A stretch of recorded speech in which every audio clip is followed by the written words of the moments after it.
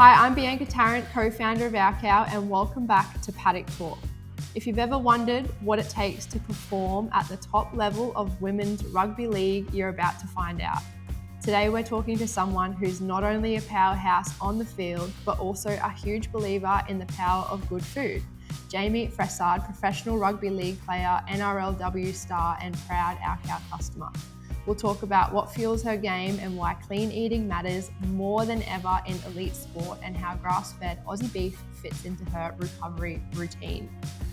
Welcome, Jayme. Thanks so much for joining us on Paddock Talk. Hey, Jayme. Hi, thanks for having me on, guys. No worries. First things first, how is your elbow going? How's recovery? Yeah, it's going good. I, after 6 weeks, finally returned to the field. Felt like a long but short 6 weeks, to be honest. Considering they first told me that it was going to be a season-ending injury, I think I've done pretty well to get back in 6 weeks. That's incredible. Crazy. Congratulations. Well done Thank to you. be back. I watched the tackle, it looked pretty gnarly how it happened. Oh, it was very gnarly. And I think the whole 24 to 48 hours after, it was actually a pretty traumatic experience, to be honest. It was pretty hectic. My elbow was out for probably about 5 hours after the incident actually happened as well. It just dislocated it straight out? Yeah, completely dislocated. It was actually when I was palming. So it didn't happen when I hit the ground. It happened as I was trying to palm. Just my force of me trying to palm and the angle that she come across, complete dislocation, and it was completely sideways. And I ruptured all the ligaments in the meantime doing it as well. So it wasn't just a dislocation. It was, the two main ligaments completely ruptured as well. Jeez, it must have been a good palm. How'd the other girl come out after that? Hope she was worse off than you. Yeah, I palm all the time. So I was actually kind of surprised that it was that much damage. But she's a strong girl as well. So I think it was just, unlucky, but the force of it as well. Yeah, crazy.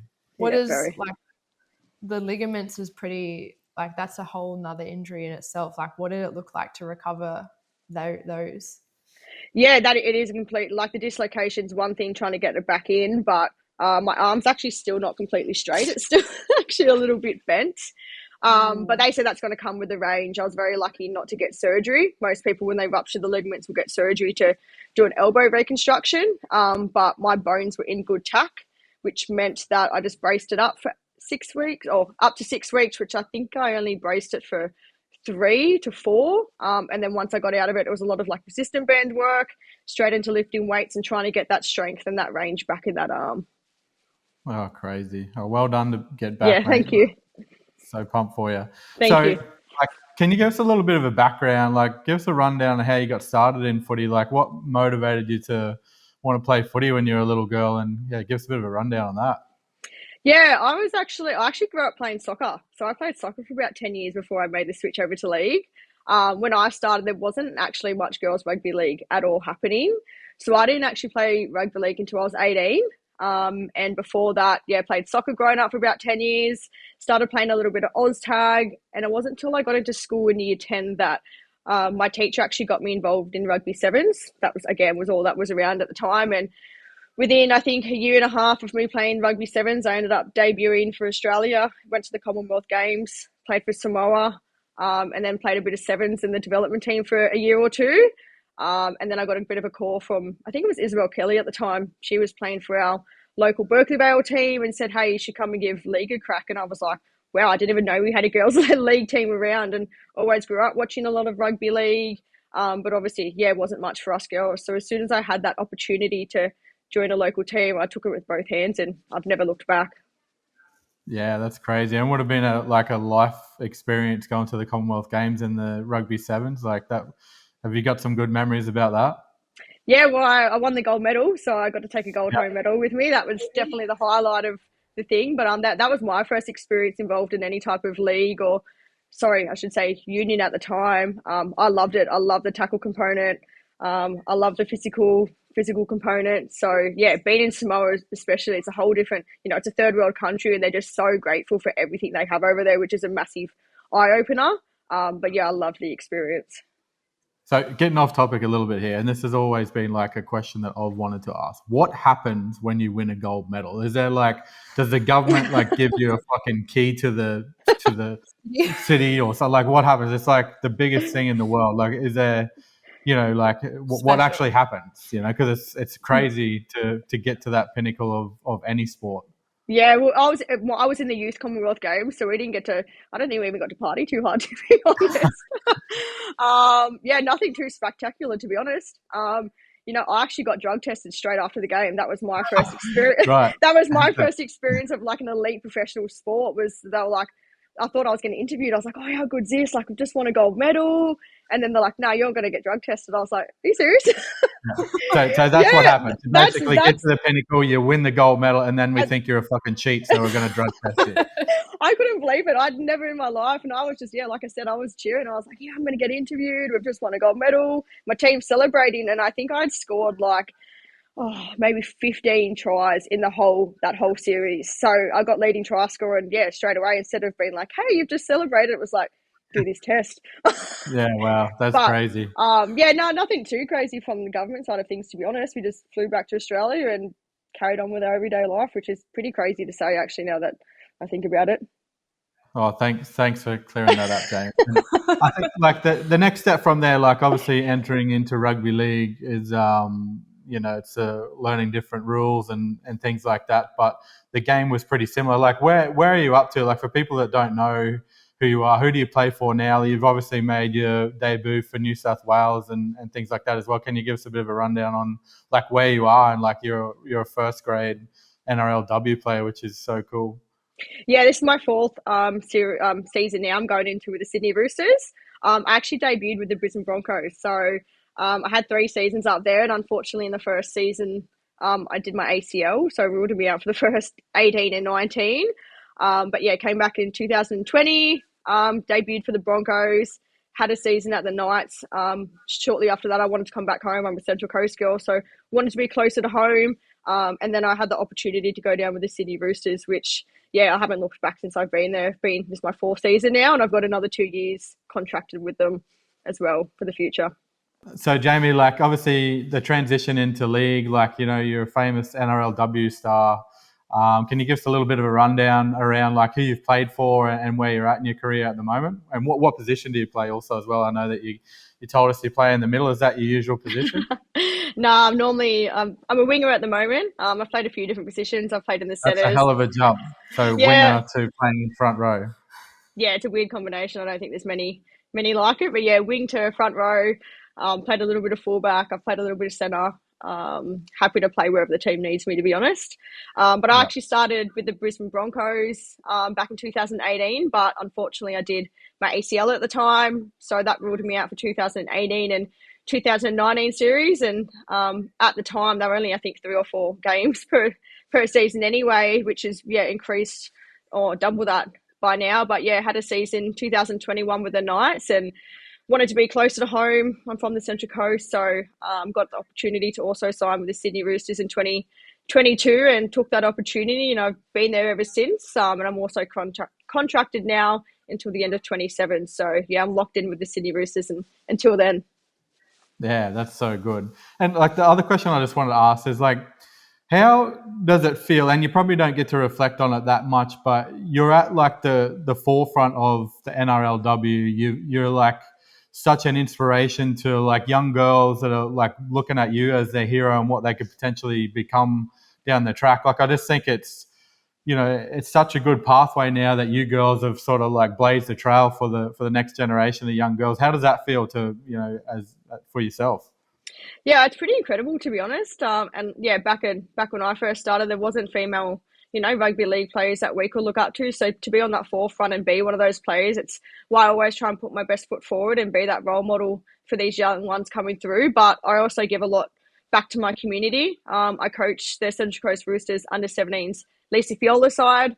And I also work in high schools delivering youth programs through sport and life skills. So I just try and be that person that I needed when I was younger and give back and be that role model. Because, some of the girls coming through now, like, we're waving the way, but there's so much talent coming through. But it's also about teaching them the standard and what's expected to be at that elite level.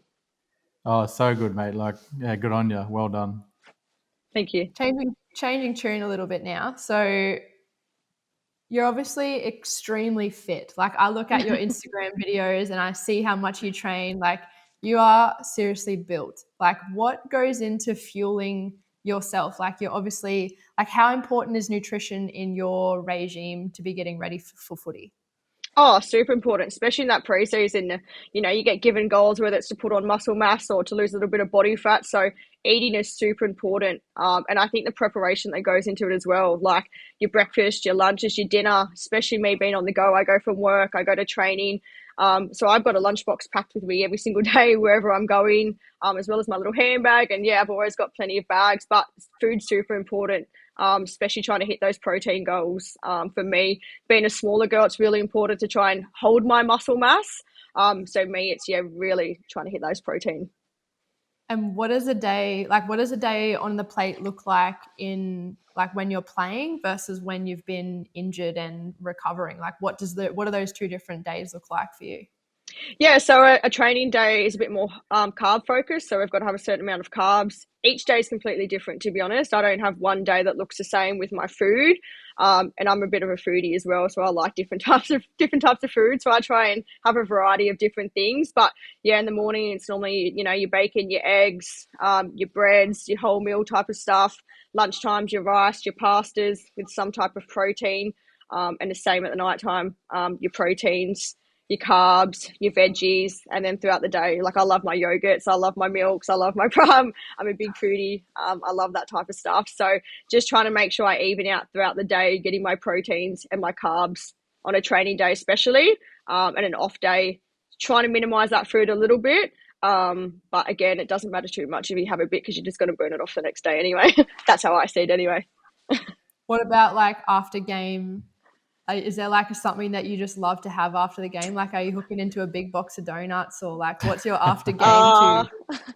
I don't eat straight away after the game, to be honest. I find it a bit difficult because your adrenaline's running, you're coming down off caffeine, but I love a good chalky milk, to be honest. Something I can just smash a chalky milk. And then maybe like a fat burger or something a little bit later on.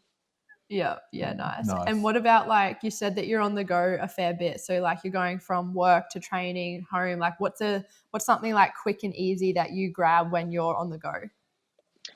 Oh, that's a tough one. Up and goes are obviously a good one. Your bananas, your yogurts, those types of things as an easy snack. And then also things I like to have on the go as well as like, your chicken wraps, avocado, those types of things I can eat because a lot of the time I'm in a car or I'm walking to a session so I don't get a lot of time unless I'm at school where I've got a proper lunch break where I get to sit down and eat like a pre-cooked meal, which I've normally prepped beforehand. Are you a bit of a meal prepper? I've gotten better at it. I have to now, to be honest. I have to be. Yeah, yep, yeah, for sure. And like it was probably nearly like a year ago that you reached out to us, and like how did you even find our cow? Like how did you get discovered? How did you discover us, and why did it resonate with you?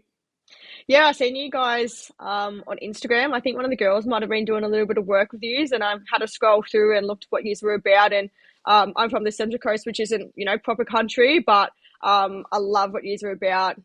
Giving back to farmers, I think it's really important. Here in Australia, I don't think we have enough support with our farmers. So for me, that was a massive thing that I seen you guys do and thought if I can be involved somehow, it's definitely something that I would love to promote and something that I really truly value. So yeah, I reached out to you and we made that connection. But yeah, again, I love what you do, and I feel like if I can contribute in some way to the farmers, it's something we don't want to lose in Australia, and I think it's super important that we have that base so we keep it here. For sure. I think the Central Coast is basically a country town. I call it country town. So I hate going into the city when I'm at training. I'm like, oh, get me back to the coast. Yeah, it's not the city, that's for sure. No.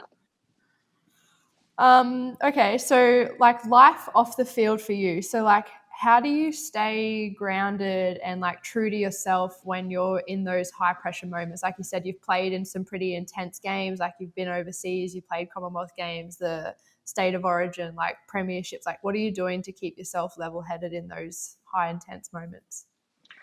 I think I thrive off those moments, to be honest. I don't know if you know, but I'm very ADHD, so I actually really thrive off those high pressure moments and being involved. My mind's quite busy all the time, so for me, when I'm playing footy, that's my focus, and that's what I'm thinking about when I'm on that field. Sort of takes away and drowns out everything else that's going on outside me. So I've always said sports like a massive getaway for me, and it's my outlet. So I feel like when I am playing, I'm so focused on me. I'm so focused, involved in the game that I'm not thinking about everything else actually going on around me.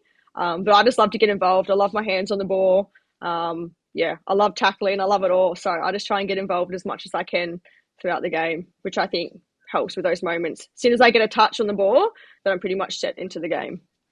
Yeah, that's cool. That's really cool. What do you think's been like apart from the Commonwealth Games, has there been any other like standout moments like in your career that, you know, you hold that like, you know, that are so special to you? Yeah, I'm pretty lucky. I've won 2 premierships, one with the Brisbane Broncos. That was my first premiership. I missed the first 2 again because I was obviously out. I was involved with it, but didn't actually get to take the field until the third grand final that they won.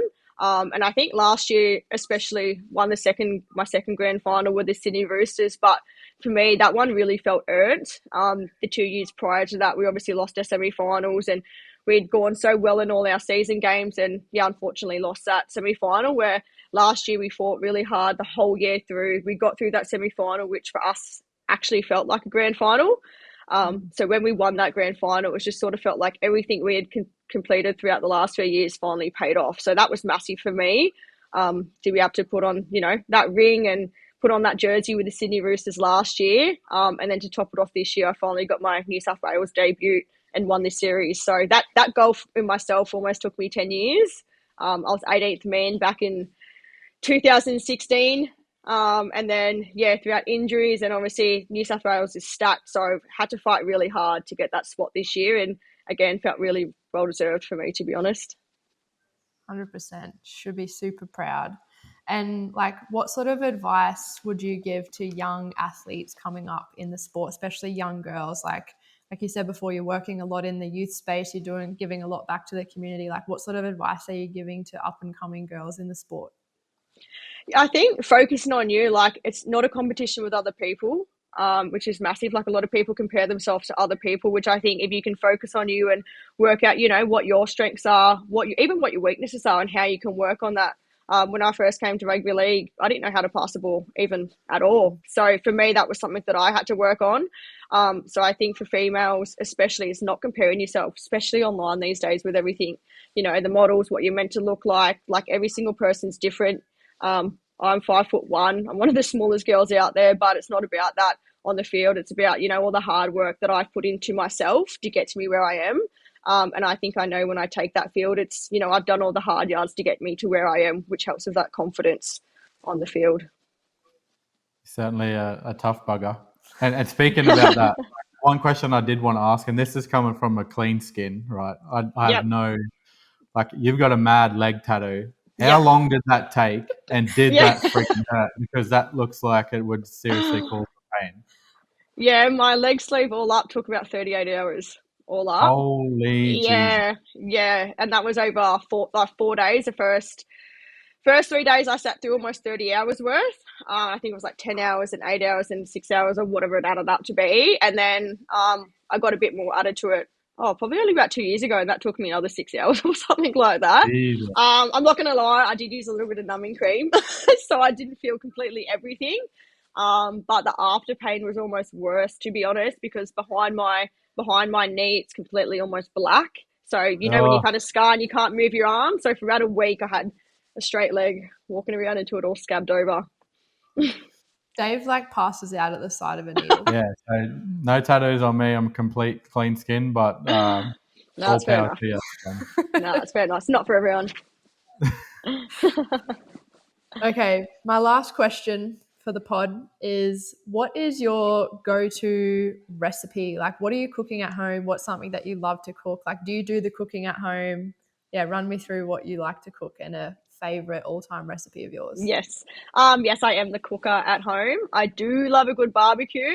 If I've got time, for me, it's slow cooked ribs. I love slow cooked ribs. That's probably my go-to. if I need like a quick little dinner, something that's not going to take me too long, it's like a marry me chicken. So it's like a tomato creamy chicken, and I normally just serve that up with some rice. But if I've got some time and I'm feeling good, I'll always go to a barbecue or some ribs. So ribs, like beef ribs, pork ribs, which is your preference? Nah, beef ribs are my favourite. The nice big juicy ones. Yeah, nice. Slow cooked in the slow cooker or smoked it? Nah, normally in the slow cooker. I like it in the slow cooker, and then I normally put the sauces back on and then chuck it in the oven for a little bit to crisp it up. Stop it. When was the last time we had a feed on that, Bianca? So long ago. You'll notice in all my orders there's beef ribs in it every single time. Beef ribs. Every time. Well, thanks, Jayme. That's so good. Yeah, that pretty much wraps up our little podcast today. So thanks for tuning into this episode of Paddock Talk with Jayme. Whether you're playing elite sport or just trying to eat a little bit better, what you put on your plate matters. That's why we're proud to back Aussie farmers who raise their food with care and quality that you can taste. If you're enjoying the series, share it with someone who cares about where their food comes from, and give Jayme's beef ribs a go. See you next time. Thanks so much. That was awesome. Thank you.